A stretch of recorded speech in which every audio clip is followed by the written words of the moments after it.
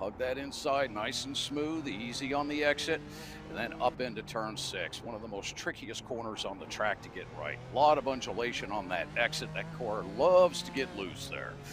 This will bring us out onto Strand Drive, the longest straightaway here, if you can call it a long straight, here at the Belle Isle Street Circuit. A lot of beautiful landscaping around this track as we head down into the fountain section. Around turn 7 into turn 8 here. A lot of undulation. As you can see, that car just takes a beating through this section.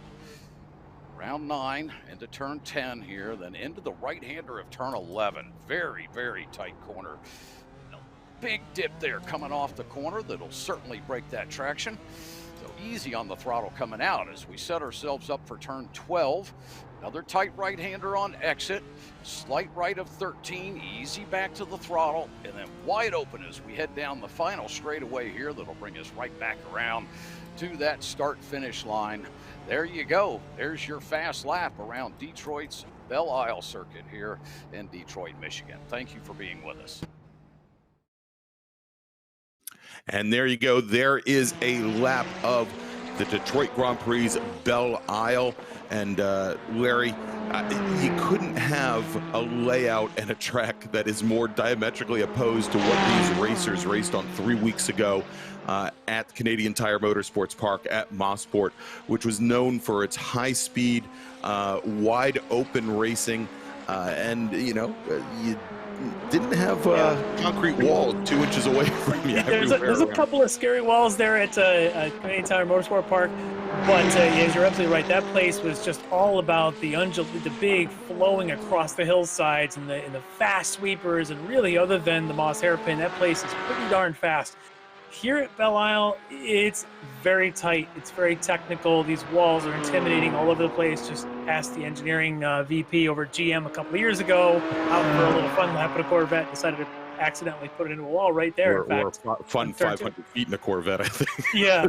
But yeah, the only thing common about these two is how difficult it is to pass. We saw it for different reasons. At Canadian Tire Motorsport Park, it's difficult to pass because everything is sort of a connected, and even the straightaway just doesn't quite give you the straight long enough to make a draft pass. Here, it's just so tight and so technical. It's going to be single file out of the way until maybe if you get down to turn 3, it's probably going to be your best shot. Or if you get just the best run coming off of 5, going down into the carousel section at turn 7, might be another possible passing zone. Other than that, it's just survival around here. Coming out of that small carousel onto the short straight is just so difficult, so tight. And there's so many bumps. You have to time the bumps around here. It's a very difficult and very technical racetrack. Yeah, Larry, you know, you have, as you mentioned, some very short straights, a lot of very close to 90-degree corners in many cases.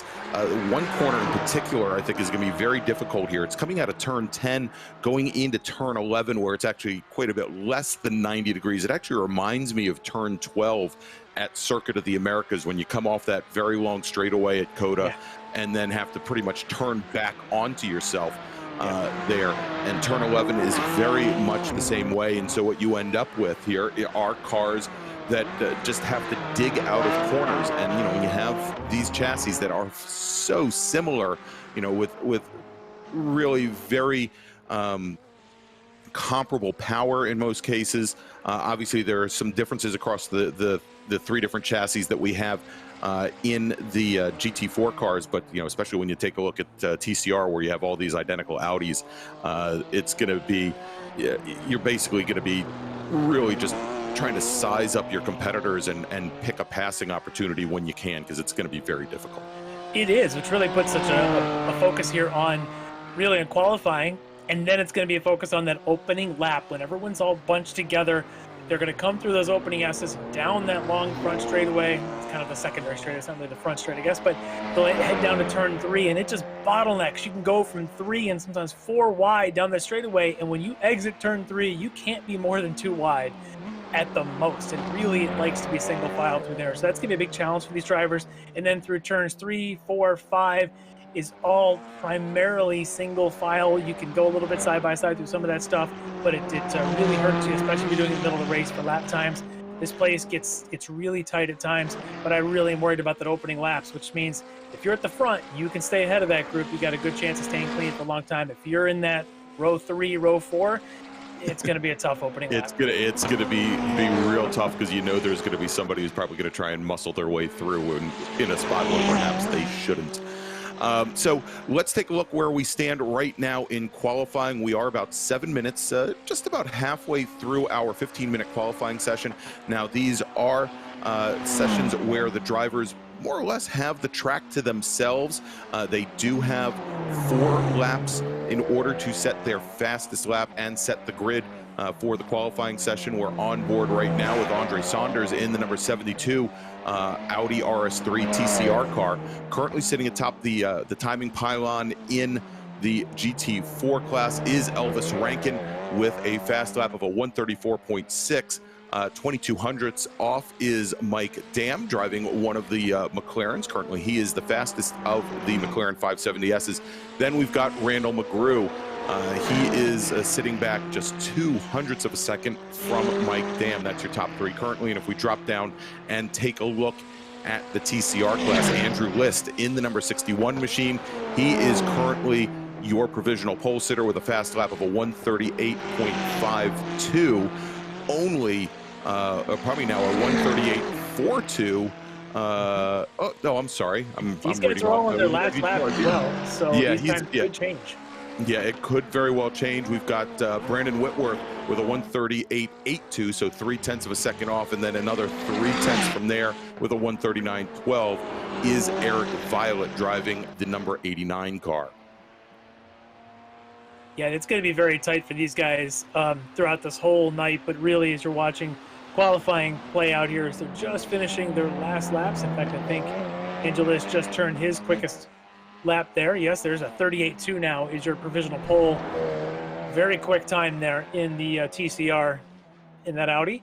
But everyone's going to be chasing him, which means it's going to be really tough for them. They will get their own staggered start, so at least they won't have to be in the back of the GT4s on the opening lap. But this place will tighten up quick. It's not the longest track either, so you might even start to see some overlapping later on and as the race night goes on, with about, looks like about 5 seconds or so difference between the front of the GT4s and the front of the TCR. But Elvis Rankin right now, you look at that lap time he's put down, almost a half a second ahead of the next quickest. Apparently he's comfortable getting back in this Porsche, back in the Cayman that he ran last season.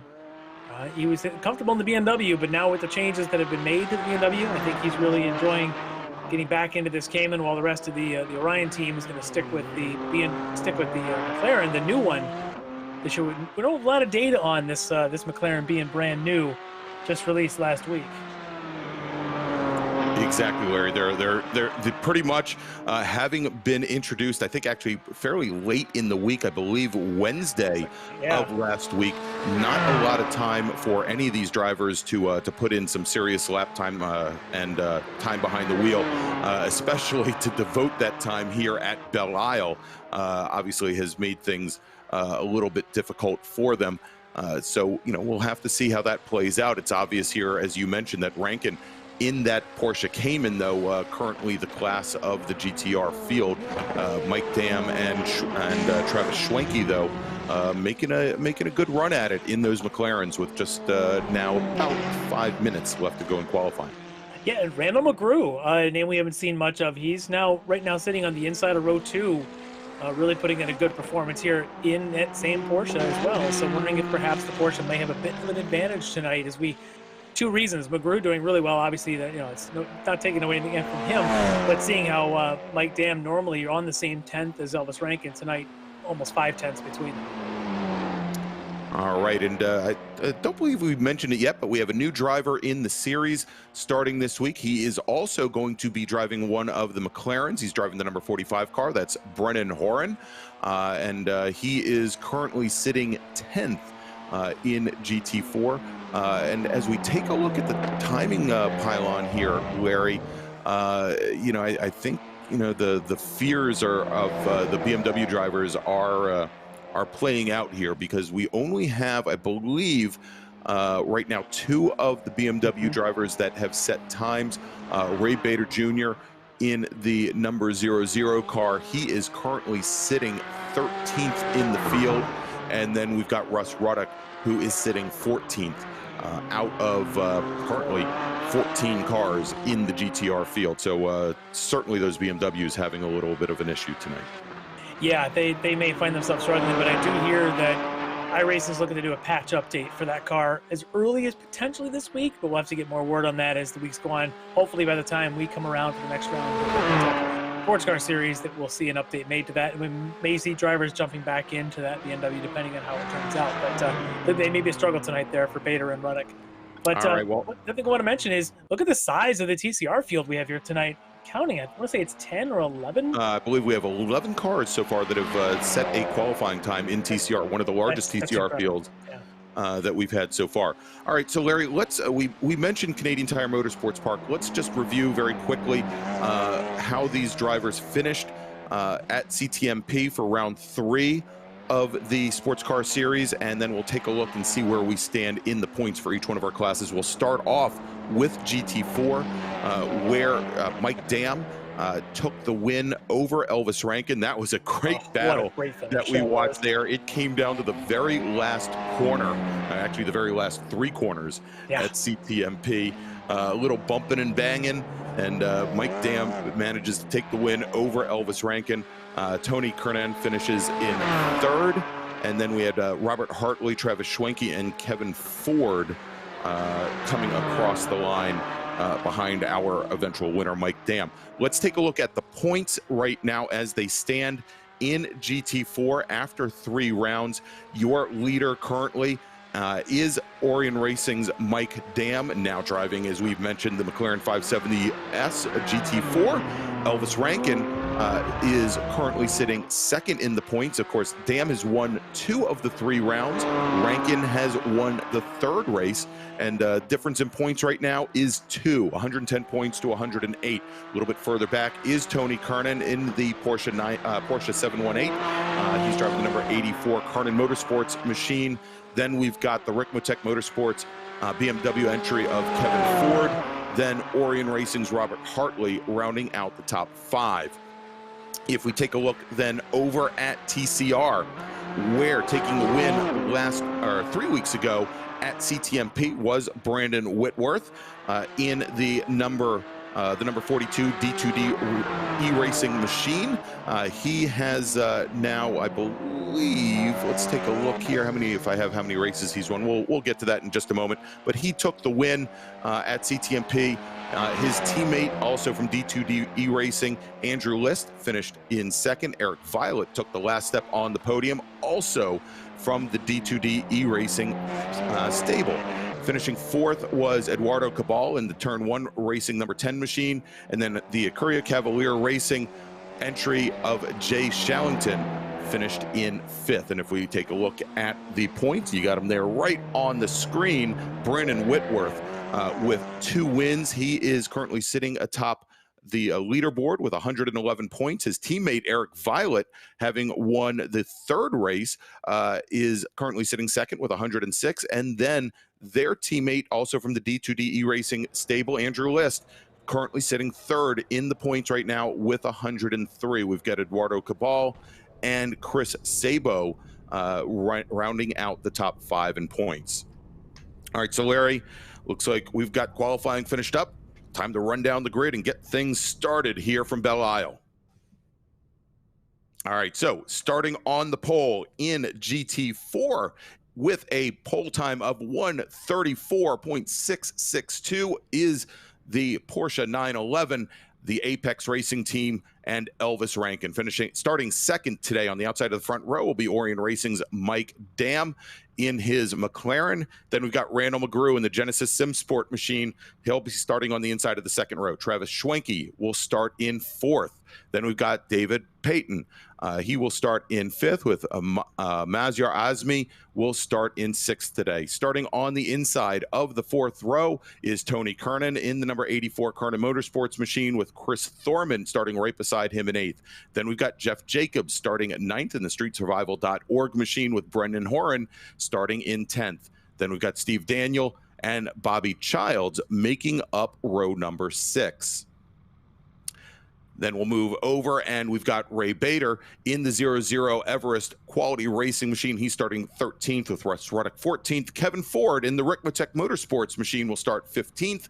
And then we've got Wolfgang Merlbach in the number 30 car. He will start 16th. Larry, over to you.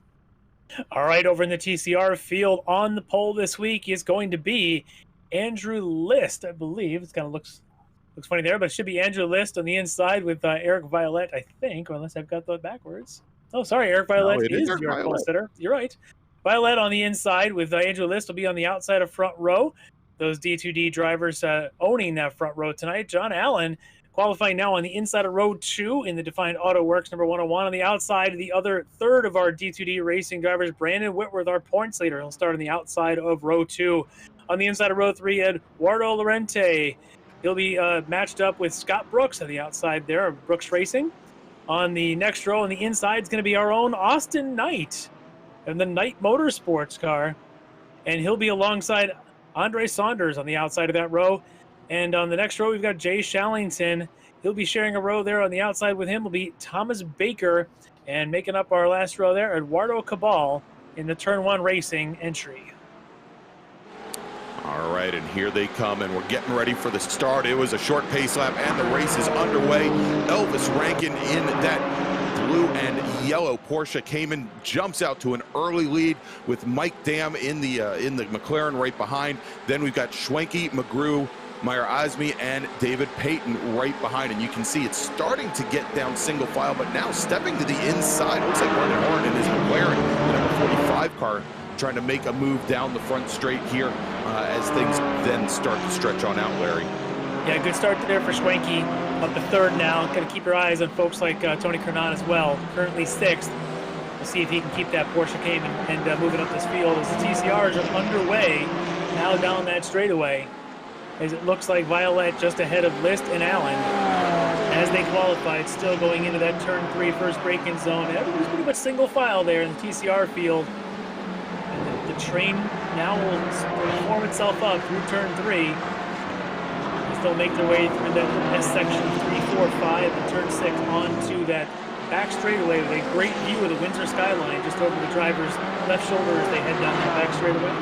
Yeah, and here they come now over towards turn 6. Gets really bumpy right over here. You can see the cars getting kind of tossed around there, and it's really key to get good speed out of turn 6 because it brings you on to really the longest straightaway, or I guess both from 2 to 3 and from 6 to 7, fairly similar in length, but it's really key that you get a good run there.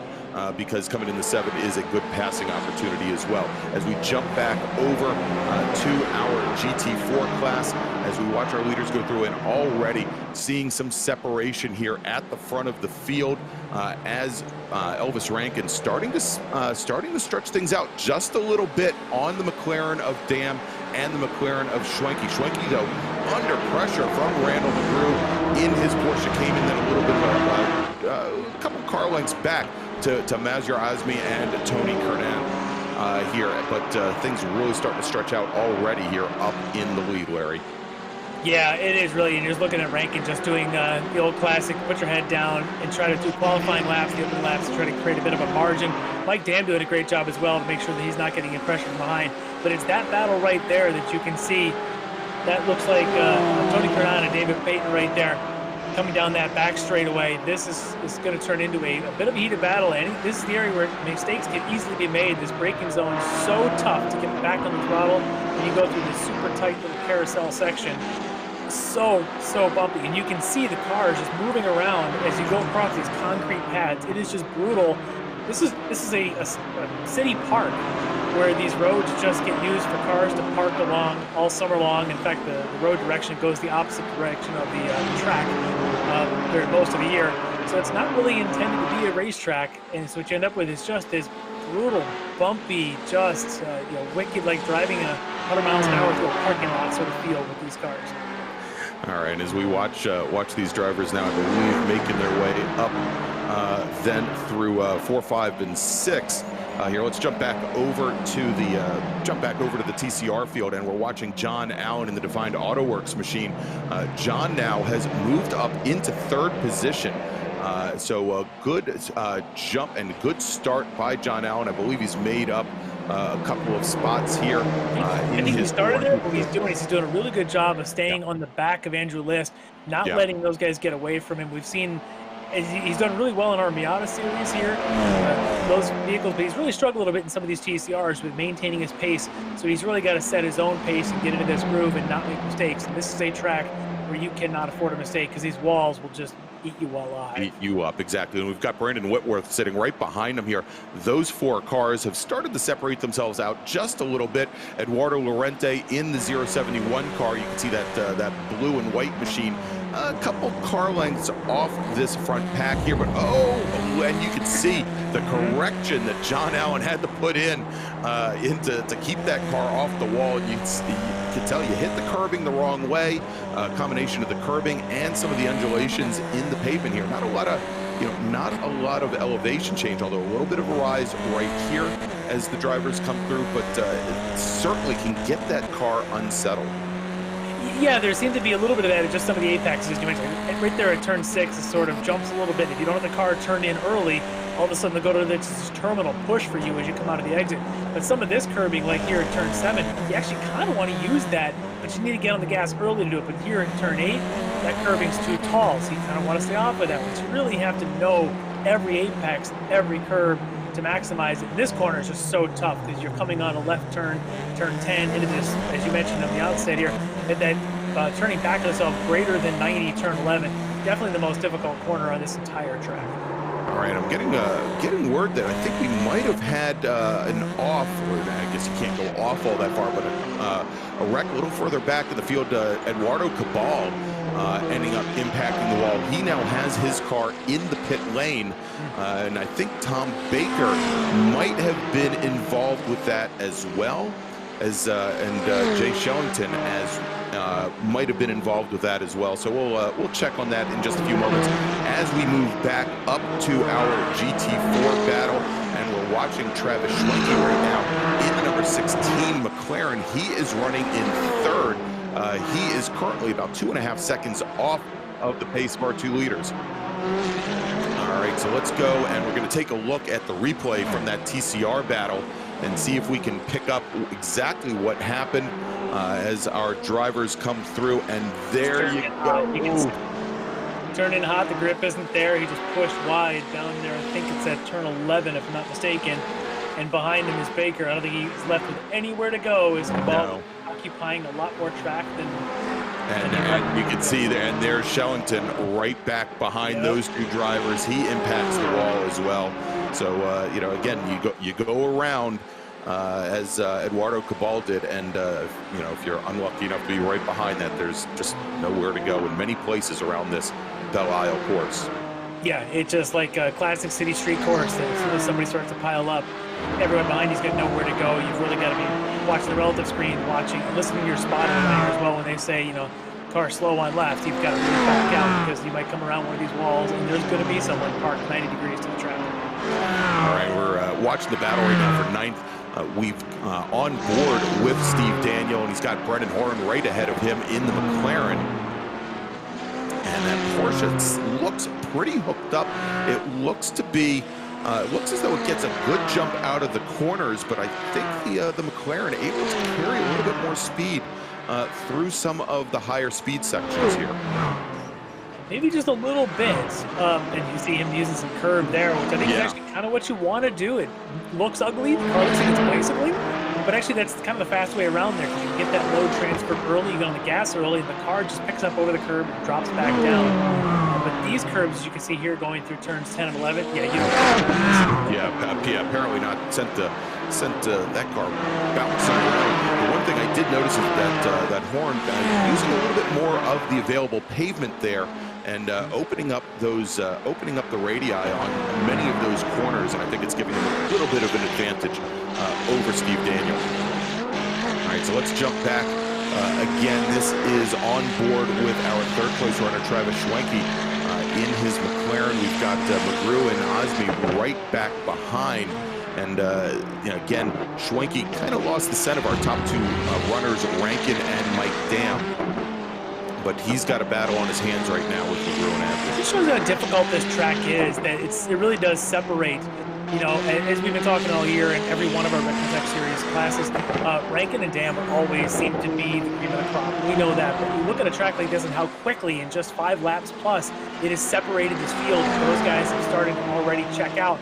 It just shows you how difficult this Belle Isle track is. People overestimate, I think, on that. They just go, oh, it's just a dumpy little street track. No, you know, I don't like it, whatever. But I'll tell you what, you can really master this place.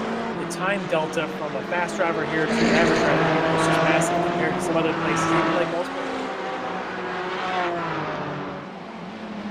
All right, so let's jump back over to the TCR field. This is the battle for the lead in TCR. We've got Eric Violet in the number 89 machine with Andrew List, last week's winner, or probably 3 weeks ago, our winner at Canadian Tire Motorsports Park, hounding him. Those two drivers also have separated themselves from the rest of the field, with John Allen and Brandon Whitworth running 3rd and 4th. But here we go as they make their way through.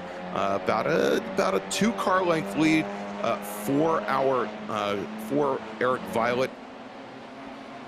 And let's take a look here now as they come down. And this is into, I believe, is this? Yeah, it looks like turn 8. Turn 8, yeah. A little carousel section here as they go kind of past the fountain, the old aquarium that's down there, and around this little section, they over the years have built up to a really good catering point for a lot of the big dollar companies that come out here to watch races. Very, very cool. But here's a side-by-side battle for Steve Daniel, again hounding the back of Brandon Horan. Yeah, you know, and as they came down into that corner, if for a moment there, it looked as though Daniel had a great run. Horan got very defensive coming down the inside, and Daniel just couldn't keep the pace. But what it also shows me is that McLaren has some very good brakes. It absolutely does. It totally does. He was able to outbrake him and hold his line on that inside and protect. And this place is well known as a difficult place to pass. You talk to the IndyCar drivers that come here will probably tell you the same thing. Here, it's so tough to pass here, because even if you think you get a great run off of turns 1 and 2 heading down that straightaway, if you don't make a full pass on somebody going into 3, they've got the inside line on that bottleneck exit, and they're going to hold you off if you don't. Yeah, they're gonna hold you off, and the runs from 4 to 5 and 5 to 6 are so short that you're not going to be able to really affect anything until you get all the way back down towards the end of that straightaway down to turn 7. Yeah, McGrew here on the back of Schwenke. He's been stuck back there for a while, trying to get a good run here. He's got to run, but again, these straightaways not quite long enough to do anything with him. Yeah, and you can see it comes down the inside. Oh, and do we have Schwenke left him room. Yeah, he left them room. I thought for a moment we might have had some contact there, but certainly didn't seem to affect either one of those two cars. Yeah, it didn't look like much contact. I think it was just enough room there for Schwenke, giving a little bit to the inside for McGrew to try and make that move. But good job by both of them to not have contact, but really left Osmi with a chance to kind of jump up right on the tail end of these guys. Yeah, I was just going to say, if we see that much more often, Osmi then is going to have an opportunity, and I think McGrew is probably going to have to be watching from behind almost as much, watch his mirrors almost as much as he's trying to determine what Schwenke is doing. I would also suspect that just a little bit further back, Tony Kernan in the 84 car should be able to get into that battle for 3rd, probably in the next lap or so. He is definitely making up the ground. Yeah. You can see him. That last time by, he was about a 10th faster than the rest of that pack. You know, and the thing about this type of endurance type of series is the way this league works out is the guys that have a lot of time to put in the seat time to do a ton of practices come out and they're fast in the early laps, they're fast in qualifying. And the ones that don't get that seat time during the week, they come out here on Monday nights and they're kind of short of seat time, but they get faster as the race goes on. And I see Tony Kernan maybe is one of those guys. I'd be interested to find out if we get him an interview, how much time he's able to put in practice relative to the other guys, because we see that week after week where he really races really well. He has great pace as the race develops, but he just seems to be, in this case, he didn't qualify ahead of these guys, so now he's forced to catch them during the race. So we'll see if he's got any opportunity to make a pass and do anything with it, but it looks like he's getting on pace with them now. All right, and here we go. Andrew List starting to show the nose to our leader in TCR, Eric Violet. this last time they go by. And look at this, Larry. John Allen, who I wouldn't say I wrote him off early on. I mean, this is a 60-minute race, and we're not even 15 minutes into it. But you know, he is now making his way back up. He's not all that far off our leaders. And I guess the free running there without somebody ahead of him has really been an advantage. We'll see what happens once they all three of them get compressed down. Yeah, if you remember, he was pressuring the back of List as List was trying to catch Violet, and they were a little bit back. And just as we had it on board from John Allen, we just about broke away to another shot. And I think what you seen when we didn't really talk about it was John Allen going into turn 11 or turn 12, I should say. The car went big sideways, big tank slapper, and he lost about 2.5 seconds. He's made all of that back up by turning one of the quickest lap times of anybody in the CCR field. He's actually turned a lap time in the 37s, which I think is the best of anybody in this field, to get himself right back up here with Violet Mist. Yeah, and you know, Larry, if you check the brake lights for some of these corners, you can see that where John Allen is making up a lot of that. He's getting on the brakes, I would say, probably just, you know, 1 or 2 ticks later than Andrew List through the majority of these corners. And now he is right back in the battle here as they make their way through.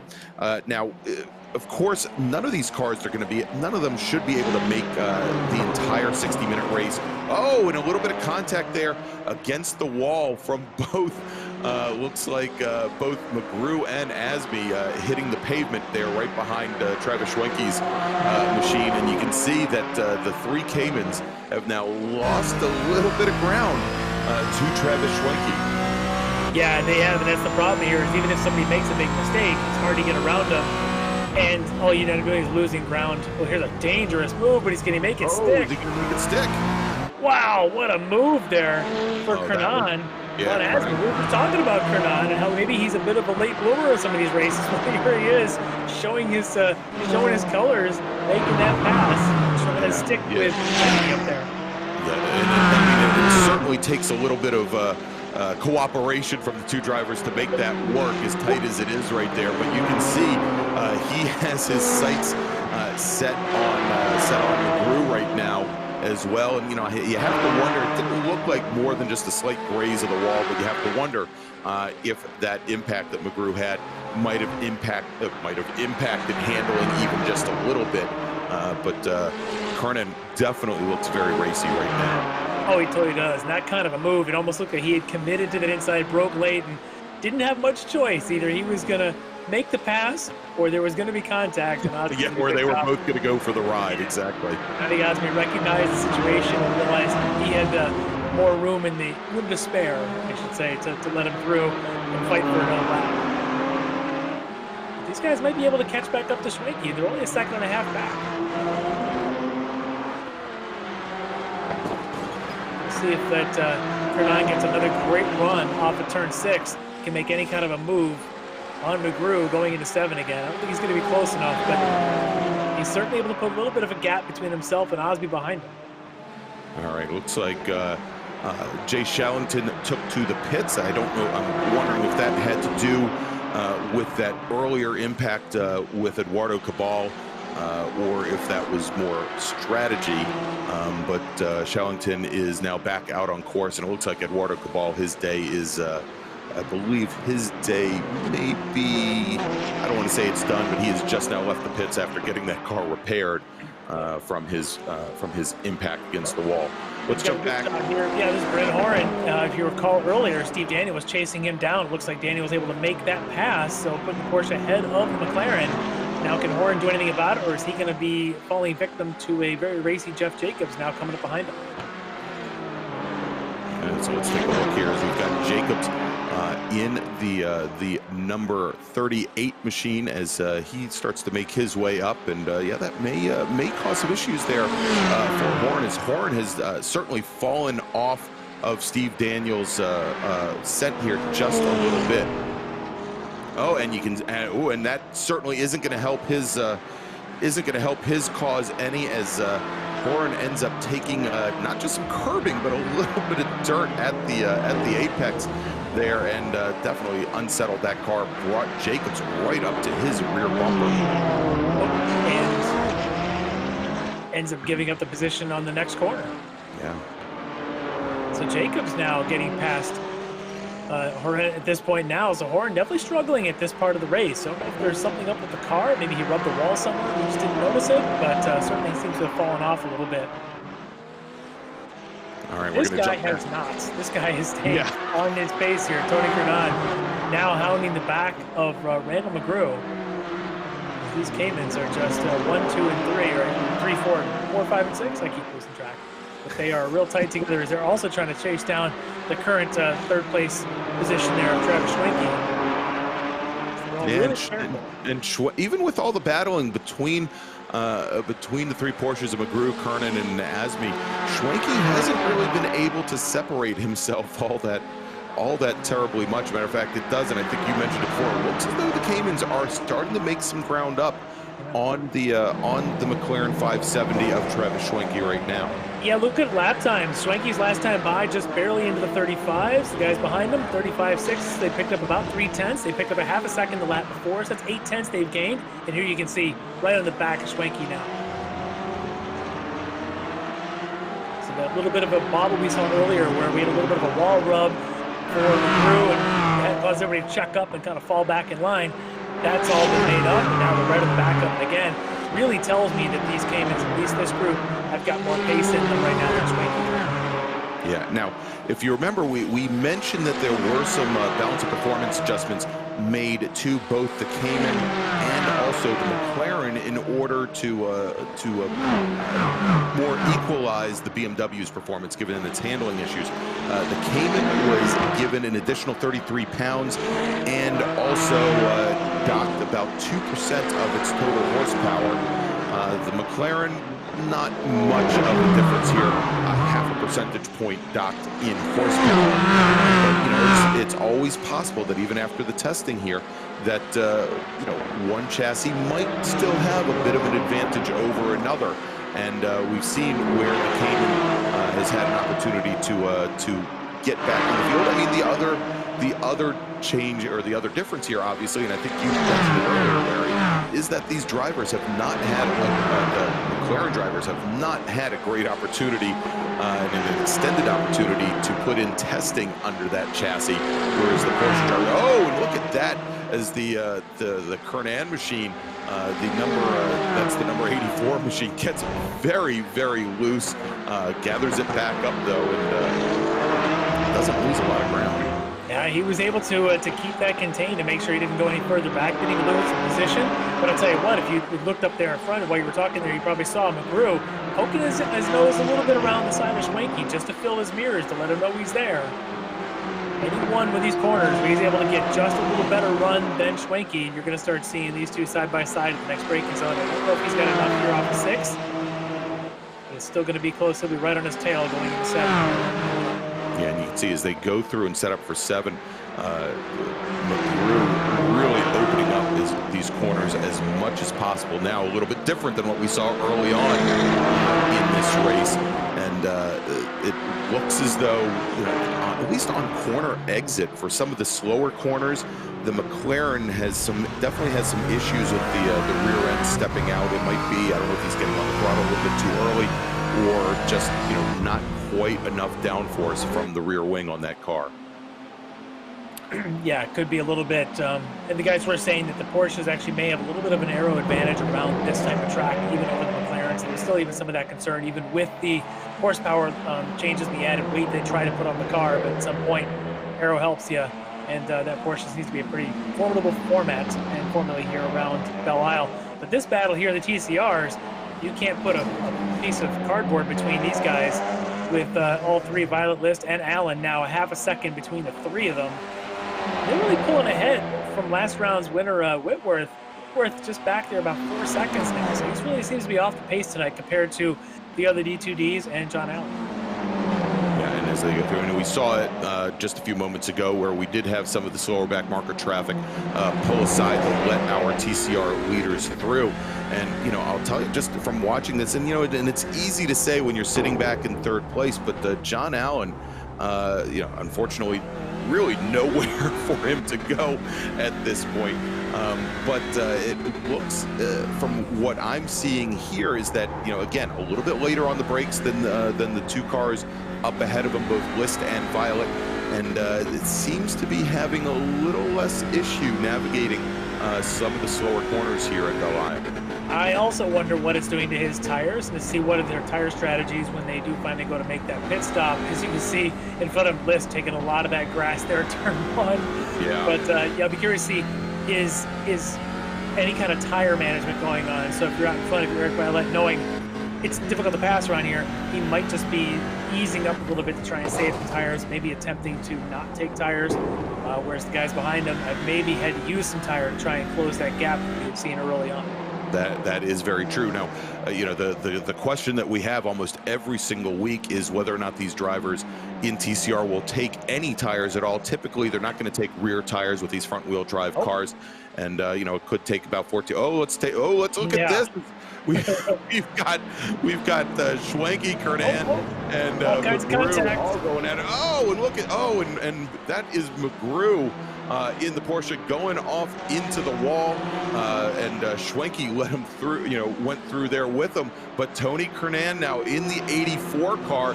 He has now moved up into 3rd position in his Porsche Cayman. Moves Schwenke now back down to 4th, and McGrew in the number 67 car after that impact with the wall. He is now down in 5th. Yeah, those guys all came up at the wrong time to catch on a couple of TCR cars. TCRs had nowhere to go. They're just doing their thing. And all of a sudden had the McLaren and a couple of Porsches come up on them, hot as they were.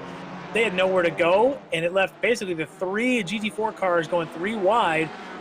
And what you saw there was you saw Kernan back off a little bit, let the other 2 go side by side, and when they did, they couldn't even handle it. And here you go, more contact. Now as McGrew tries to sneak underneath Schwenke, both Schwenke and McGrew were caught behind those same 2 TCR cars as Tony Kernan was starting to work himself clear. Let's go back and take a look at the replay here. This is an aggressive move to dive down the inside of Schwenke. I don't know if this is good. You can see him dive down there, although he did get ahead of him. Yeah, you know, I'll tell you, he made the lunge early, and I just don't think Schwenke knew he was there. If Schwenke had looked over, and I think Schwenke might have had some room to give him clearance, but now sitting in the pit lane is Randall McGrew, and his Porsche came in the number 67 car.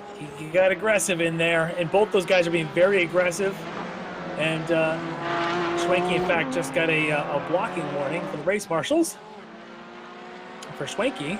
So we'll see if that actually turns into any sort of a penalty. But they did issue a warning, at least, for Schwenke on that, for what's going on out there. But yeah, for that, what just happened there for McGrew, he was being aggressive, and sometimes around here, being aggressive, if the other guy doesn't back off, it ends up being what you saw there, some contact, and somebody's going to be taking themselves out to the pit lane. But after all this, what it's done is taken Tony Kernan, who started this race, I think in 6th or 7th, back there in the 3rd or 4th row, and got himself up into the provisional podium spot right now. As we approach our halfway point, now taking 10 seconds off the leaders, and he's got kind of clean track around him. So see what kind of pace he really has when he's not either pressured or pressuring. And I would say in his case, patience paid off. To let those recognize in the moment, to let the 2 guys in front of him be aggressive with each other, kind of bang around. He let that happen in front of him. He snuck around him in turn 3, and then those guys continued to fight behind him. He just made his way past those couple of TCR cars, and now he's got clear track. Yeah, I was going to say, now he's got clear track for quite some time. He's got a long way to go to get up to the McLaren of Mike Dam. Just ahead of those 3 TCR Audis, however. I mean, he's not that far. He's not that far clear. I'm a little surprised. I thought that Kernan would be a little bit further back from our 2 leaders. I mean, it's pretty clear now that Elvis Rankin has started to separate himself from Mike Dam as they make and work their way through. But Kernan, if he can clear those TCR cars, which is a lot easier said than done, especially what we just after what we just saw happen with McGrew and Schwenke, you know, there is possibly the chance that he could make his way up to the 93 car. Now, we were talking about the TCR drivers and how, you know, when they come in for their pit stops, you know, maybe they will take the 2 front tires or perhaps not, depending on, you know, what they feel they've done for the first portion of the race. I guess as big a question is going to be for our GT4 drivers, and perhaps even more so for our McLaren drivers that don't have a lot of test and tune time in these cars. You know, if they decide to take all 4 tires, that's going to make for a very long pit stop, somewhere along the lines of 27, 28 seconds. They could take 2 tires, but if they only take 2, it's probably going to make for a pretty unbalanced car. So again, that is going to be the challenge, and what we're going to have to see what our GT4 drivers do as we get back to the battle for the lead in TCR with Eric Violet, with Andrew List, and with John Allen. Hounding those 2 all for the lead here in TCR. Yeah, and I'm wondering if any one of these 3 is going to be aggressive enough to try anything, or if this is just going to be a train like this, and we'll start seeing some under and overcuts to the pits here anytime now. The pit window should be open, and so we'll see who decides. You might even see someone like a John Allen decide enough of this. He'll come in, do his pit stop in an odd sequence, and see if he can make up some ground while the other guys continue to battle it out. Yeah, so the TCR cars, they're allowed to take about just under 12 gallons, which is actually about 45% of the tank size in this car, where we suspect that they could probably get about 27 laps maximum out of a tank of fuel, and the race should go about 36 total for them. So we're definitely within that pit window in TCR, and I mean, we should be in the pit window for the GT4 cars, as well as we go on board with our leader, Elvis Rankin, starting to make his way through, and actually not just starting, he's been doing it for quite some time, but making his way through our slower TCR traffic, and making pretty good time of it as he's coming up right on the leaders in TCR. So this should make things very interesting, Larry, is Rankin, and you can see Dam there in the background starting to come up on this lead path. Yeah, and if any kind of slow up by Rankin, it's not a big enough it's a big enough margin. You can sort of be careful and pick your way, but if you start doing that too many times, being too careful, and Mike Dam's able to make his way through, you're going to see that Mike Dam can make up some ground quickly. What you're seeing here now on screen, this is the number 16 Travis Schwenke, who we had seen involved in some of the incidents there with Randall McGrew. He was issued a drive-through penalty, so he was just serving that drive-through. He is back out on the track, and that drive-through for some, I think the ruling was for responsibility involving himself and Randall McGrew. So he has served his penalty. McGrew, unfortunately, his race is over, but for Schwenke, he's going to continue, and he'll still have to make his real pit stop, but he has now served his penalty. All right, and you can see here, if you take a look at the timing tower on the left side of your screen, both Steve Daniel and Brennan Horan had made their way into the pit. Steve Daniel has finished up his pit stop and is back underway as we jump back to the battle for the lead in TCR. And of course, we know we've got Elvis Rankin stalking these 3 drivers. We're on board with Andrew List right now, but that Porsche Cayman, it's a coming. Yeah, he'll be there in a hurry for sure. But when he gets there, these guys are going to have to be really careful about how they let him by. Yeah, and as they make their way through and out of turn number 2, you can see rejoining traffic right behind him. I believe that was the 45 McLaren of Brennan Horan. So you know, I'm sure he's going to want to try and get clear of that battle as well, so he can start making his way back up through the GT4 field. Yeah, because he's got a couple of battles that he was fighting with earlier. Hopefully his issues, his pace has been resolved. I'm not sure if he had damage. Perhaps now that he's taken his pit stop, he's able to get that repaired. Maybe get himself back on the pace that he was at earlier in this race. Yeah, so Horan currently, he is sitting back in 12th in GT4, and he's got actually a pretty good way to go to get up to 11th. And again, he's going to have to find his way, I think, through these 3 TCR cars, unless they miraculously take to the pits all together and right in front of him. And also just keeping an eye on our ticker board there, as we've got Elvis, Rankin, Mike Dam, Tony Kernan, your 3 leaders overall, have all now taken their pit stops. They're all back out in the same sequence. And you can see there that the pit stop times were right around, looks like right around, is this 24 seconds?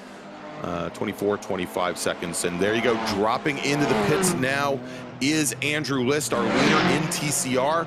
We'll see whether he takes 2 tires or whether he just takes a splash of fuel to get him to the end of the race. But our new leader for the time being is Eric, actually still Eric Violet.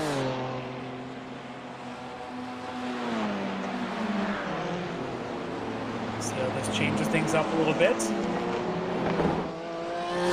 Certainly, well, it should do something. We'll see if this just changes the order. All it takes is for someone to take a little extra time down that pit lane entry, a little extra time in the pit spot, and all of a sudden we have a shuffling. You see how difficult it is to pass around here. The driver can come out ahead in this threesome, has the advantage for the remainder 20 minutes or so of this race. All right, and our TCR leaders now, Violet and John Allen, they're coming up on the number 95 BMW GT4 car of Russ Ruddick. We'll see what Ruddick does there. You can see him there in the green and black BMW M4. See if he tries to find the best place possible to let these drivers through.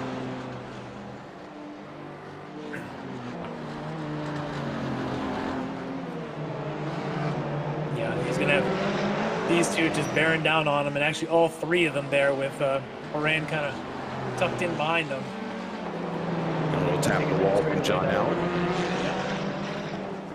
We'll see if either Violet or Allen decide to come into the pits, and yes, there you go, Violet into the pit. And John Allen continues his string of being the last one to pit of the first group, whether it's these or whether it's the GT3s or whether it's Miatas. He always seems to be the last one to come in. We'll see if that pays off for him to a little bit of an overcut here in the TCR field. Now, if you noticed, when Violet came into the pits, Russ Ruddick in that BMW came in right at exactly the same time, and looked as though Violet was having a little trouble getting over to his pit stall as he was on the outside there. He did manage to make it over, but you know that maybe that half a second could be the difference here. As you'll notice also that John Allen has given up the position on track to the McLaren of Horan. Now as they make their way through. And we've got a battle here. As you can see, this is the Chris Thorman and David Payton, currently sitting in 4th and 5th in our GT4s. These guys are just neck and neck around here in their Porsche Caymans. And both of these drivers have already taken their mandatory pit stop. This guy's really the beneficiary of that those incidents there we had seen with Ruddick and with Schwenke. These guys able to move up into the 4th and 5th spot, setting themselves up for the last 20-25 minutes here of this sprint to try and get close, see if they can maybe steal a podium away from our top 3. And you'll notice here that Azmi is sitting right back behind them, just a couple car lengths back. There he is in the number 15 car. Interestingly enough, we were talking about the time that it would take to take additional tires, and when we look at the pit stops, Mazir Azmi was in his pit stall for 40 seconds versus 24 for the driver, or probably 22 and 21 for the drivers just ahead. So I have a feeling that probably both Thorman and Payton took just fuel, and Azmi might have taken all those tires in order to make his way to the end. So we'll see if he can get back up. I mean, certainly as the race winds down, he's going to be on much better rubber than the 2 drivers ahead of him. He will be, but if you recall, at one point in this race, he was right there with Tony Kernan. We had seen Kernan make a move to get by him. Right now, Azmi about 14 seconds or so behind Kernan, so perhaps that choice to take on tires right now has got him pretty far back.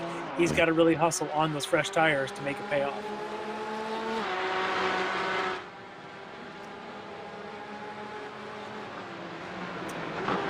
All right, at this point of the race, probably a good time to take a quick break. We'll come right on back for the last 20 minutes of the round 4 of the Ricmotech Sports Car Series presented by Performa Elite Texas Graphics. We'll be right back. Ricmotech, high-performance sim racing equipment. Whether you're just looking to have fun, train for race day, or become a serious esports competitor, Ricmotech has you covered. hundreds of name brand parts, support from experts that love sim racing, trusted by the pros. There's only one place to go, Ricmotech.com.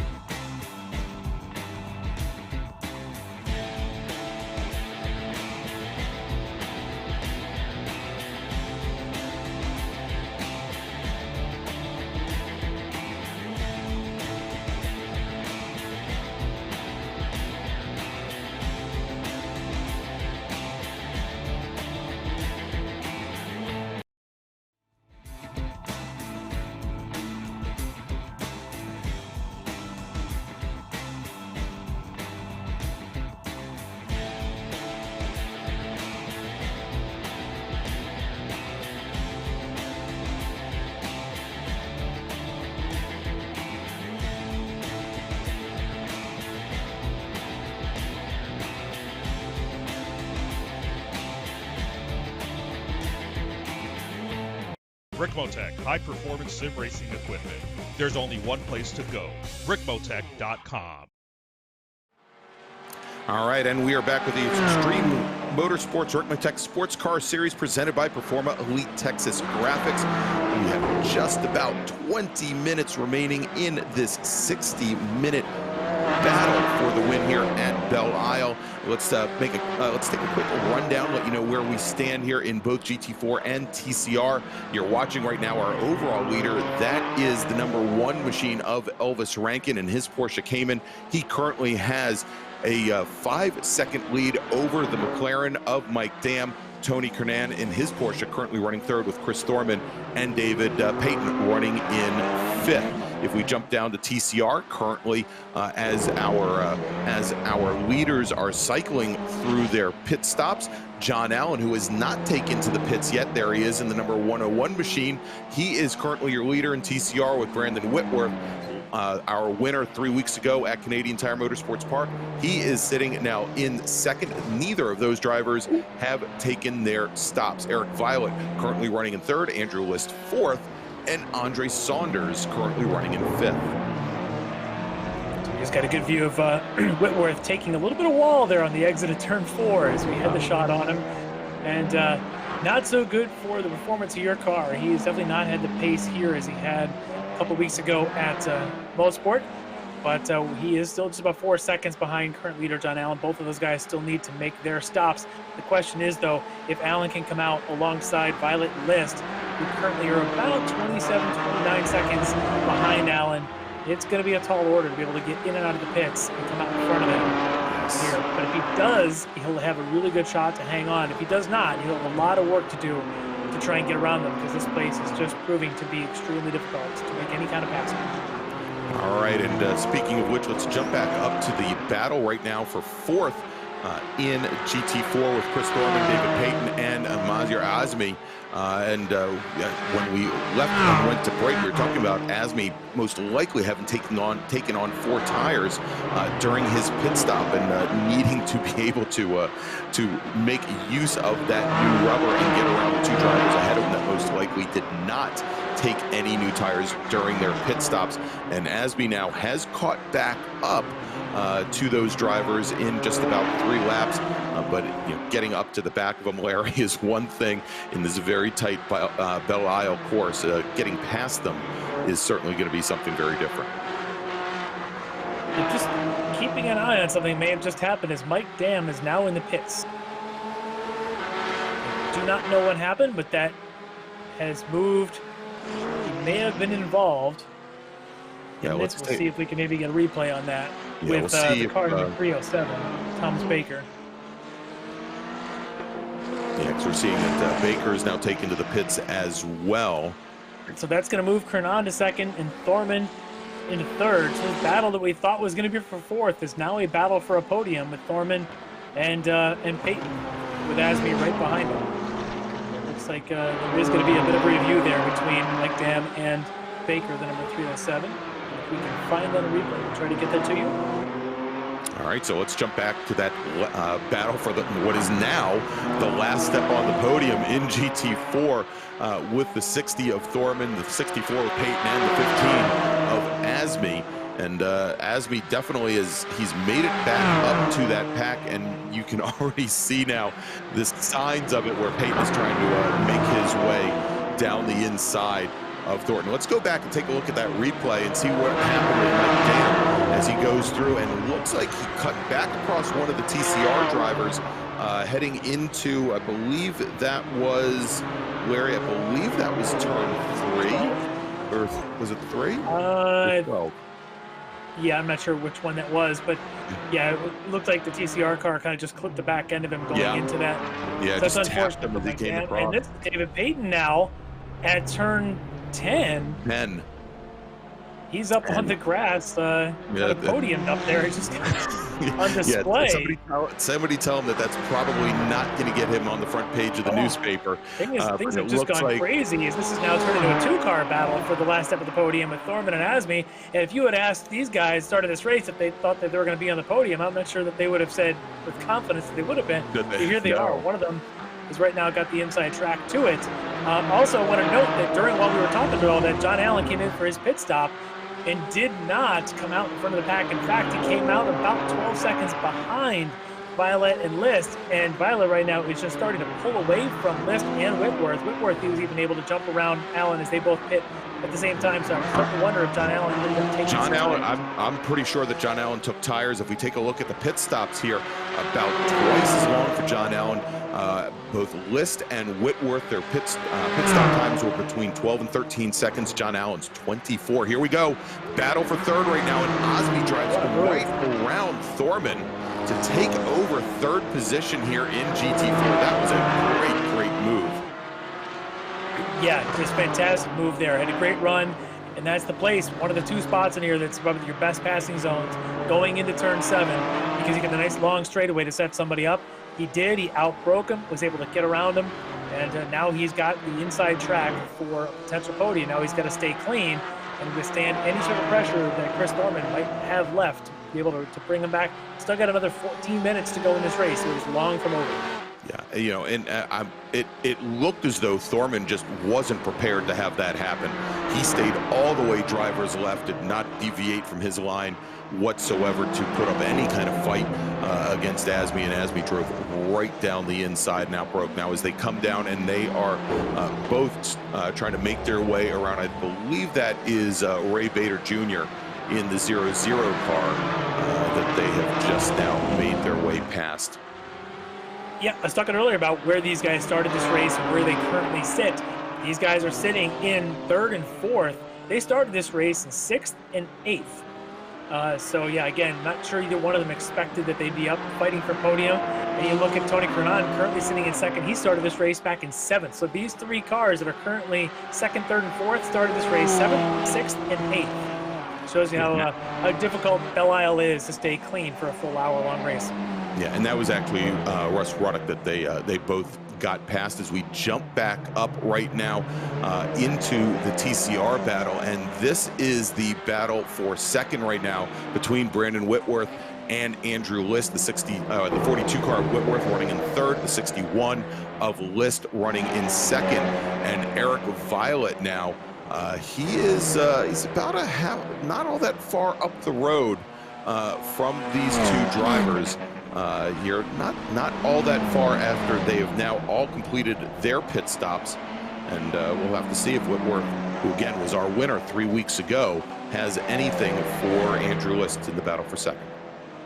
Yeah, he's got a lot of work to do though, but he's made up some ground at least. Seems like List is the one that kind of lost out on all of this between List and Allen. Both of them were sitting in this pack with Eric Violet for the first 2/3 of this race, and suddenly we've got ourselves with Violet now with a 6-second advantage over List and Whitworth. And Allen, 7 seconds behind them. His race is basically done at this point. He has Claudia a chance at podium.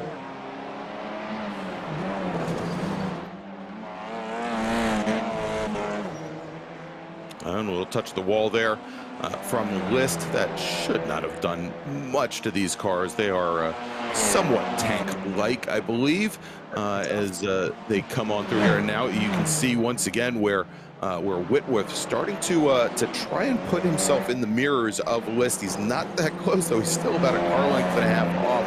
I don't think that's going to make all that much difference, although perhaps what he is trying to do is, rather than put himself in the mirrors, is just trying to find some alternate lines around through some of these corners based on the tire wear that these cars have. Again, we don't think that either of these drivers took any front tires on their pit stop.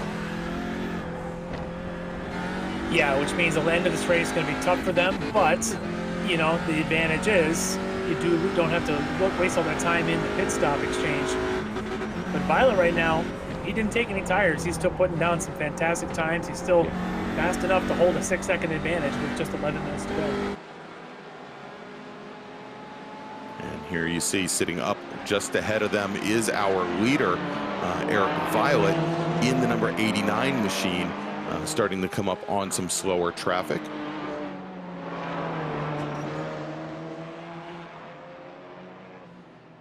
And if you take a look at the lap times here and how they've broken out, you'll see that that Violet, for a number of laps, had been running very similar lap times, is starting to cement that lead, however.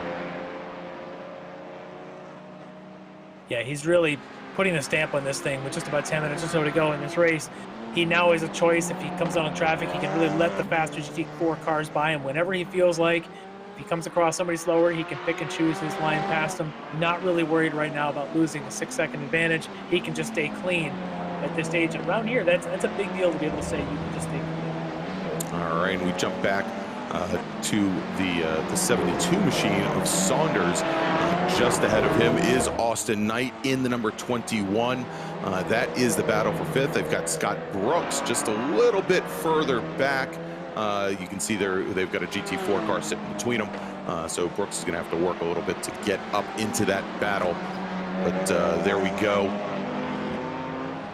And as we take a look here, last time by, running very, you talk about similar lap times here, difference of about 7/100ths of a second as they make their way through. So very, very similar lap times. And now as Knight tries to hold off Andre Saunders, again, we've got that GT4 car coming into the mix. We'll see if he can make his way through cleanly. May not have to, though, is the 21 car. That's Austin Knight. A little bit of impact there. Luckily hit the tire barriers, didn't hit the cement stuff. Yeah, it's a little softer, but still slows your momentum down pretty easily. And you can see right behind him now, he's under that full pressure from Saunders. And they've got a faster car to let on through. That being, of course, the 64 in GT4, David Payton. David Payton.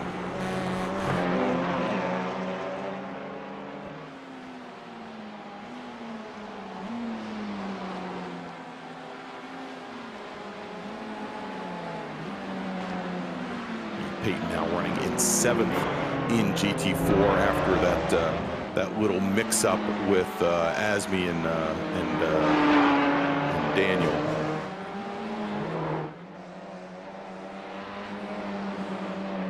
As we jump back up to our battle for 2nd in TCR, and Whitworth is made up a little bit of ground. Last time we saw was about 2 car lengths back from Andrew List. He's now right back on the corner, and you can start to see these cars, Larry, really dancing around as we have only about 7.5 minutes left to go in this 60-minute race.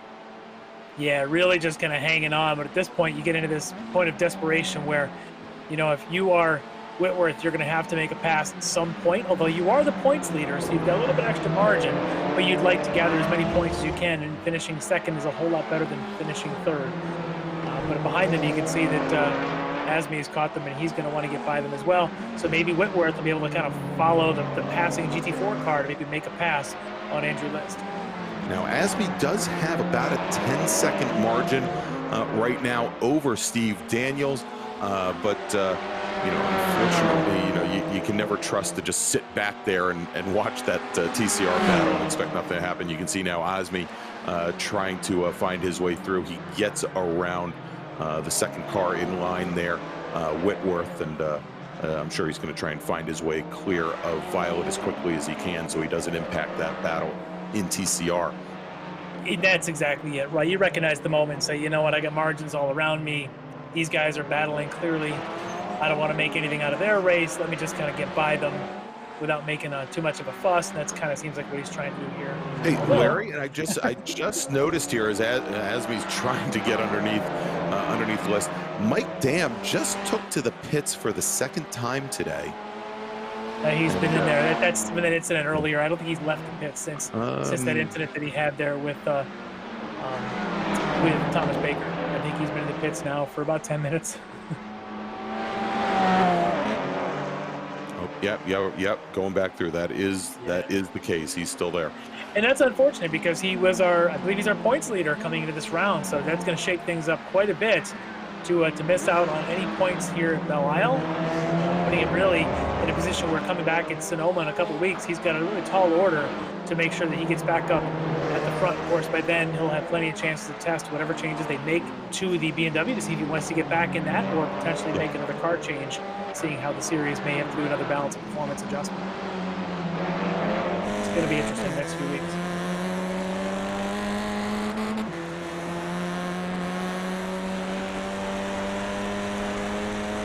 These guys, to List and Whitworth, it's going to come down to these last couple laps here. Probably working on about 4 or 5 laps. Big mistake there for List, allowing Whitworth to get right up on the back of him. That's a tough place. You throw the car a little sideways going into 7, you lose all the momentum, but still proving that even a little TCR Audi is a wide car around the streets of Belle Isle. Oh, almost contact. Yeah, it's getting pretty tight over there. It looks as though List is having a little trouble getting through, getting a little loose on corner exit now, not carrying the speed I think that Whitworth expected him to. And you can see, kind of smells blood there. He's giving a couple peeks to the inside now. So the brake lights flash on there as they came around turn 12 there for List. And if you're Whitworth, you're seeing that, you know what's going on in front of you. You know that guy's got a handful of a car, and you're just waiting for him to make the big mistake. A, you want to get your pass. B, you don't want to get caught up in his mistakes. You got to be really careful in the next couple laps. But the more chances you give him to cleanly exit the corners, the less chances you have to be able to make that pass that you need to take that second step. You know, and I'm starting to wonder if List is maybe driving his mirrors a little bit, Larry. Last couple corners, List has either taken a little more curb than you would expect, or in some cases, a little bit of grass to the inside, which certainly isn't helping the car's handling any. But you know, he's definitely not as tidy as he was in the opening laps of this race. And it could be a combination of driving the mirrors. It could be a combination, include the tires starting to go away here. Although we would suspect that Whitworth has that same problem at this point. You would think so, unless Whitworth was able to. Remember, his pace was down earlier in this race, so he might have been able to save some tires for the end. Whereas List, we had seen him and John Allen both working hard on their tires to try to keep up with Violet. Might be right now where we're seeing that kind of play out. So these next couple of corners, any bit of an off slide there for List can leave Whitworth with a great chance to run all the way down into turn 1. That might be what he's looking at doing right here. You can see those brake lights come on again. Yeah, and another wall impact there from Andrew List. And here we go. Oh, look at this, coming down the inside, late on the brakes, cannot quite get up to the nose of List. So Whitworth going to have to wait, try it again, but you can see that Whitworth is just trying to basically do the opposite of whatever List is doing now as they make their way through, as he knows he's running out of time. We only have 2.5 minutes left to go here at Belle Isle. We went down to about one and a half laps to go. Depending on where our leader Elvis Rankin is on the track, we might be seeing a white flag next time by for these guys. So yes, if you're Whitworth, you know that you have only got about 15 more corners to make a pass. There's really only about 3 places to do it. And if you're List, you're just hanging on for dear life. Yeah, and our leader, Rankin, now making his way through turn 13 and 14, should be coming onto the front straight here means he did not get the white flag, which means he still has this lap and then another to go. So this will not be white flag by for anybody behind him quite yet, given there's still about 2 minutes left. And they're only running about 1:35 a lap time. So not yet white flag. So it'll be a few extra chances, I guess, if you're Whitworth to make a shot on List. But if you notice back there, what we had seen was Asmi moved out of the way. Yeah, he was. And, you know, Larry, I think Asmi might be out of fuel. You might be right. Because I think Steve Daniel just drove right around him. Yep, there you go. Oh, Asmi with the slow roll. I was ready to give him credit for being a good sport and let these two TCRs fight it out, but no, I think you're absolutely right. He is out of fuel. And Steve Daniel, who started this race in 11th, back on row 6, is currently in a spot to take a podium in this race. Yeah, he is currently. It is now currently a 3 Porsche podium. Travis Schwenke in the number 16 McLaren wants to make that up. There's Schwenke right now in the number 16 car. He is still quite a bit off. I believe he is here, I believe almost 12 seconds off of 3rd place right now, but he also has Jeff Jacobs coming up behind him. Yeah, and we should be getting the white flag anytime now as we get an incident. Now, this is your 2 cars from PCR. This is Whitworth and List coming together. Yeah, both of them have come together. One of them now has taken to the pits. Andrew List in the pits with the number 61 car. That moves. Let's see. Whitworth now in the pits as well. So we've got John Allen now. He is your leader in the 101 Violet's car. still the leader. John Allen, though, moves up to 2nd with all that. Oh. So Violet should still be your leader. Right. I'm sorry. Yep. But moves Allen up to 2nd and moves Austin Knight to 3rd here in the TCR field. All right, let's take a look here. We're going to jump back to the replay and see if we can pick up exactly what happened here as we had both Whitworth and List go down side by side. Clipping the curb, bounces over and collects, and both List and Whitworth go around. Oh, that's awful, but trying to make a move late in the race, you got to do it, and unfortunately it takes both of those drivers out, but it gives right now provisional podium spots to Allen. John Allen goes around. He had our overall leader, Elvis Rankin, right behind him. He loses it with just a couple of corners left. Let's see if he can manage to hold on to the position. He's moving again, so Allen might not have lost his 2nd spot yet, but he's going to have a very hungry Austin Knight behind him.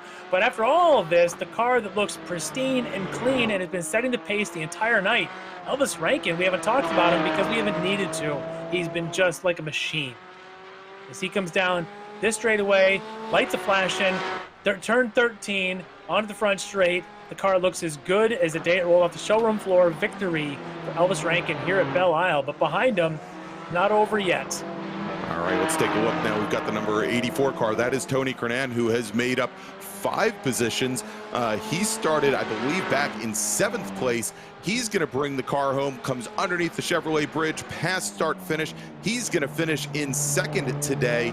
And Steve Daniel, if he can hold on here, he will finish in 3rd. There he is, making his way around the last few corners here at Belle Isle.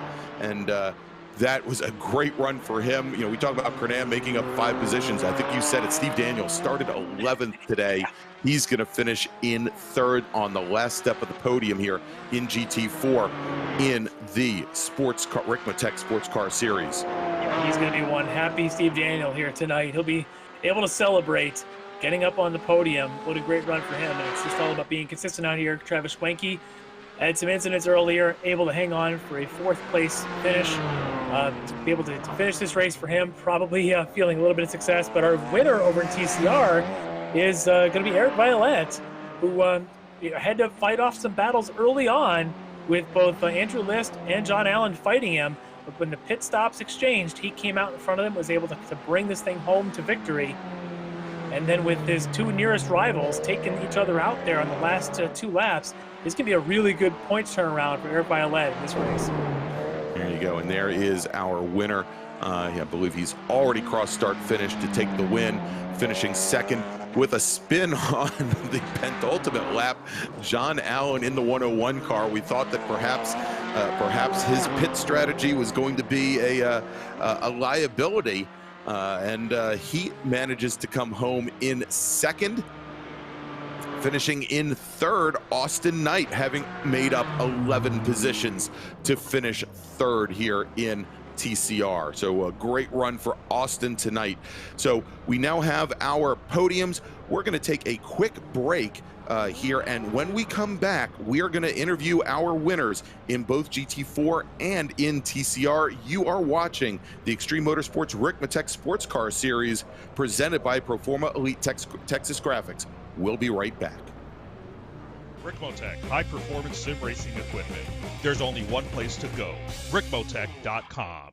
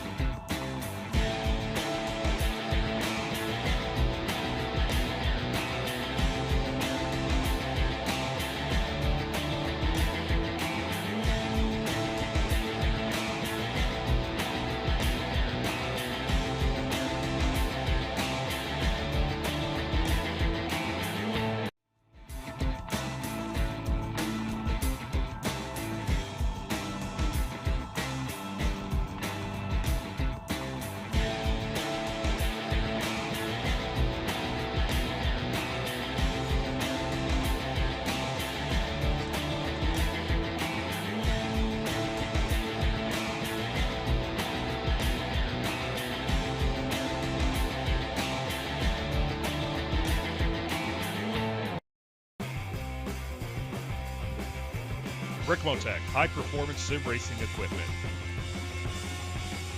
Whether you're just looking to have fun, train for race day, or become a serious esports competitor, Ricmotech has you covered. Hundreds of name-brand parts. Support from experts that love sim racing. Trusted by the pros. There's only one place to go, ricmotech.com. And we're back here with the Extreme Motorsports Ricmotech Sports Car Series presented by Proforma Elite Texas Graphics. And what a great race, both in GT4, where we had just a runaway win, and then in TCR, where I think both Larry and I were holding our breath till the end. Larry, let's bring in Austin Knight, driver of the number 21 Audi RS3. He finished third tonight in TCR. All right. You want to mute yourself real quick? All right. So we should be bringing in Austin Knight, running the number 21 in TCR. Get him in here in just a second. Now, he's never been in the production booth, doesn't really know how this all works. Austin Knight somehow keeps it clean and brings home a podium here at Belle Isle. Austin Knight, you get to be on that side. I get to be on this side. Tell me about how you race. Is this an alternate reality? I just found out that I got a podium as I crossed the line.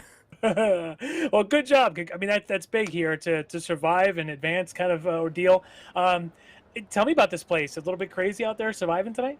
Oh my goodness, this place is just it's like flying a brand new drone for the first time, and you decide I'm going to fly through a pipeline. If you hit the wall, you're dead. If you hit the guy in front of you, you're dead. If you hit the grass, you're dead. Whatever grass is out there. If you hit the bump the wrong way, you're dead. Just that plays over and over again, but my goodness, I can't get over this. Yeah, I mean, this is awesome. You've only been in this series now just a couple of weeks. Obviously, you were our broadcaster in this thing for so many years here, so many seasons on this, and to now be a participant. How's that transition been? A couple of rounds here. I mean, are you getting comfortable with this Ricmotech series? I really like racing on Monday nights. Now, these guys, they've been helping me get up to speed with the TCR.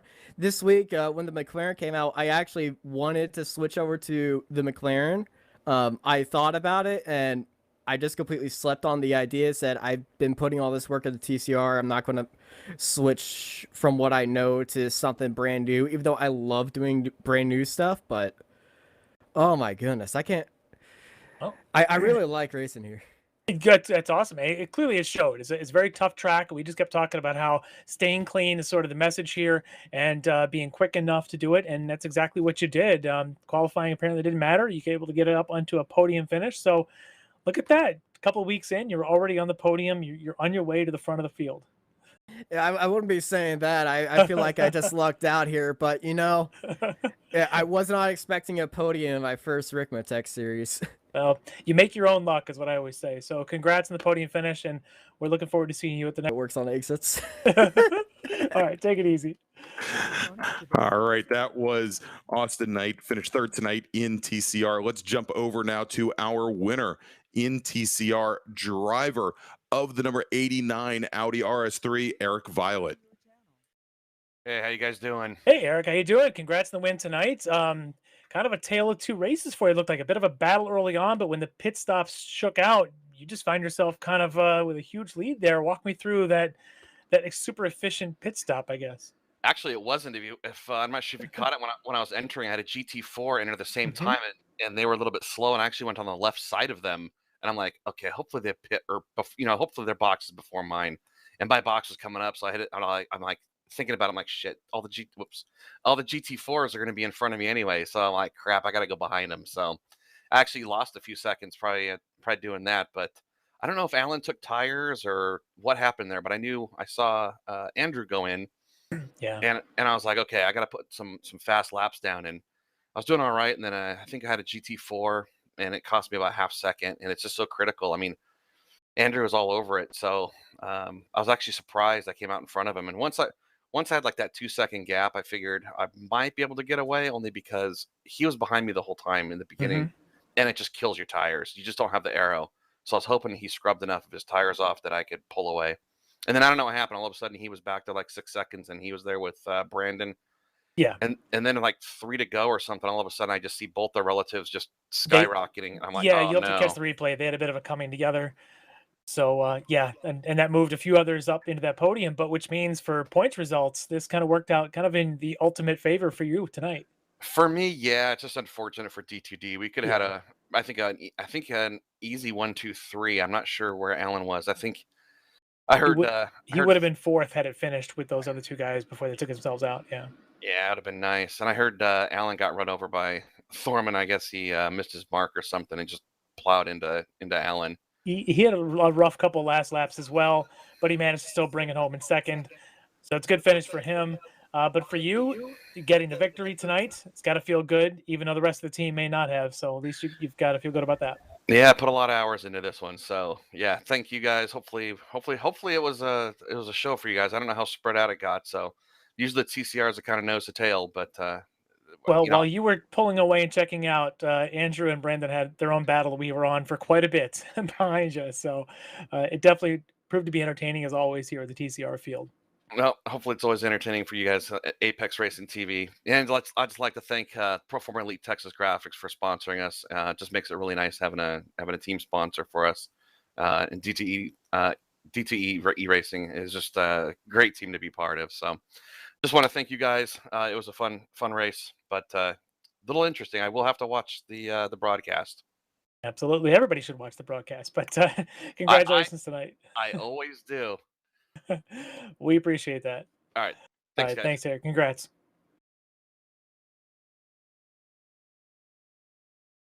All right. So why don't we start bringing in some of our podium finishers over in the GT4s? Why don't we start with our second place finisher tonight in GT4, Tony Kernan.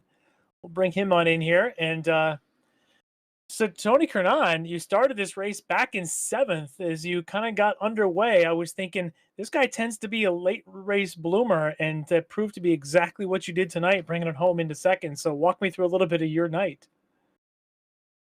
Yeah, I kind of really wasn't feeling too good about the going into the race, especially today. For some reason, I was practicing earlier in the week, last week, running better lap times, and it just seemed like today I was struggling. And qualified obviously 7th, and kind of had some things go my way there, and it was a good race overall. Well, you had some pretty good pace there as you managed to catch your way up to that pack that's in front of you, and then you had the incident with Schwenke and McGrew, where you seemed to you did a really good look at that. You know, as you guys came up on a pack of TCRs, in that moment, are you just trying to be patient and pick your spot, or are you just thinking survive till the next corner? Yeah, I mean, I saw them guys, kind of getting heated, in earlier laps, and I thought I'd hang back and really kind of leading up to that, I kind of missed my brake marker a little bit, and yeah, but then I just tried to, I saw the opening and took it. Yeah, and you did. It was a great opportunity because then behind them they had another incident coming together, and you were plenty clear of all that. Didn't have to worry, and then you just laid down fantastic laps the rest of this race, and found yourselves up, in the podium, and then ultimately in second. I mean, you've got to feel great about that as the week had developed, and here you are going home in second. Absolutely, yeah, it feels good to finally say I beat Mike Dam. Yep, it is a tough place to survive, and you threw that Porsche around here pretty well tonight, and a well-deserved second place finish for you. Too bad Anybody he want? Yeah, Oh, too go ahead. bad sorry, too bad, he had that incident with him, but he would have, Elvis and Mike every time we go, especially in this series. I think I finished third just about every round, right behind them guys. But yeah, I mean, it's a shame it happened to him, but I'll take it. Yeah, I'd like to thank my girlfriend for Of putting course. up with all my practice and time I put into this, and I'd like to thank Extreme and everybody that puts this deal on. It's a blast. It's a great group of guys, and obviously Apex too. You guys do a great job too. Thanks a lot. Well, thanks, and congrats on your second place finish tonight. Looking forward to seeing you in the next round. Thanks, guys. Thanks. That's Tony Kernan there, finishing second in GT4, and let's go ahead and bring in our winner overall and the winner of the GT4 field tonight from Apex Racing, Elvis Rankin. Your winner of the GT4. So Elvis, you're probably gonna be disappointed. We didn't have the camera on you very much tonight because from our vantage point, you just laid down qualifying laps for about an hour and just methodically beat this field down. I mean, unbelievable performance tonight. So congrats to you. How did it feel from your perspective? Yeah, for sure. Thanks, guys. Obviously, it's just one of those tracks that's, I guess you could say, you don't get a lot of good racing at, but it's the drivers got to drive the track more than they got to drive the guys around them. So that was kind of the mindset into tonight, just getting a feel for it, knowing what I got to do, and obviously snagging the pole position huge here, especially at this track. And just kind of ran my own race, just managed the gap, and then when the time was right, flip the switch, get these little short pace runs, couple laps, click down the times and just trying to extend the lead to Mike. But I'm surprised, man. Before this race, I thought it was going to be a huge advantage for the Porsches tonight, but Extreme did a good job of BOPing this, just so then the McLarens actually had a chance. I was very surprised. So good job to those guys. And a big thanks to, I'm understanding, yourself and Mike Dam and a few others put in a lot of time to try and do this testing to make sure that we can make it as balanced as possible. So thanks a lot to yourself actually being a part of that. That's a big contribution that you have to this. It's not just the guys behind the scenes, but you definitely putting in the time is appreciated by everybody. Yeah, for sure. I did notice late in the race as you were winding down, just kind of securing the victory, there were cars happening all around you and sliding. And at one point, I think on the white flag lap, you had a John Allen even spinning out in front of you for a moment there. Did you kind of see your whole race falling apart? Yeah, we heard that the two D2D cars got into each other, and I was like, John, you want an extra lap? Because, if I get around him, his lap's cut short. And then I was like, all right, you want the extra lap? He's like, sure. And then 2 corners later, he comes in and bomb jobs it and almost kills me. So it's pretty much survived 59 minutes. And then on the last lap, I'm going to get KO'd by John Allen. Yeah, well, it looked like you were just, like he wasn't even in front of you, just sort of made the smoothest move right around him, like nothing happened. And your car I said at the end, your car was as clean at the finish as it was at the start, not a speck on it. So that's a testament to your skill around a tough place to drive like Belle Isle. So it's definitely, to me, I don't know what you feel. To me, it's one of the harder tracks to drive. I'd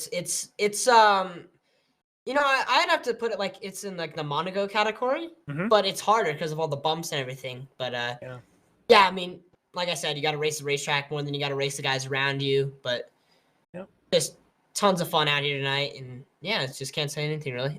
Yeah. So you had made the transition from the BMW last week, and then with the issues with the updates, and then the McLaren coming in, you had an option to choose. A lot of your competitors chose the McLaren. You chose the Porsche. Is there any strategy going into the next round in 3 weeks, whether you're going to stick with the Porsche or you're going to have to wait and test and see what the update looks like to the BMW? We're going to have to wait and see what the update is. That's for sure. But, you know, I was kind of thinking about this. This is like last season, I obviously won the championship and the Porsche came in, and it's like getting back together with an old girlfriend or an old wife. You know, it's kind of like a bad relationship, but I never hated the car. I don't think the car ever hated me. It was just what's going to be our best options for this season. And we took the BMW. So I enjoyed driving this car, and I'm glad that iRacing, huge shout out to them, because they, in the McLaren and in the Porsche, I know they got a little work to do on the BMW, but I know they're going to fix it, have crushed these GT4s, because these cars usually produce good racing, but they were not so fun to drive. You know, whenever you thought of GT4s, you're just like, ugh, you know, like I could drive something more fun, but then now they've made the GT4s fun to drive and fun to race. So huge shout out to them. They did an amazing job. Absolutely. Yeah. They're a great platform. It makes the great racing week after week.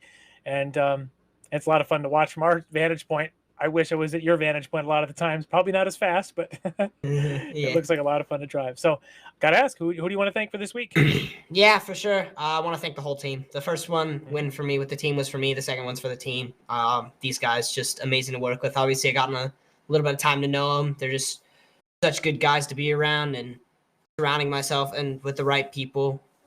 And I feel like I've done that with Apex Racing Team. So huge shout out to those guys. Our sponsors for our team, SDK Gaming, Virtual Racing School, Temperature PC Systems, and Apex Racing Academy for the setup tonight. And Apex Racing TV for broadcasting the races. And well, thanks. Yeah.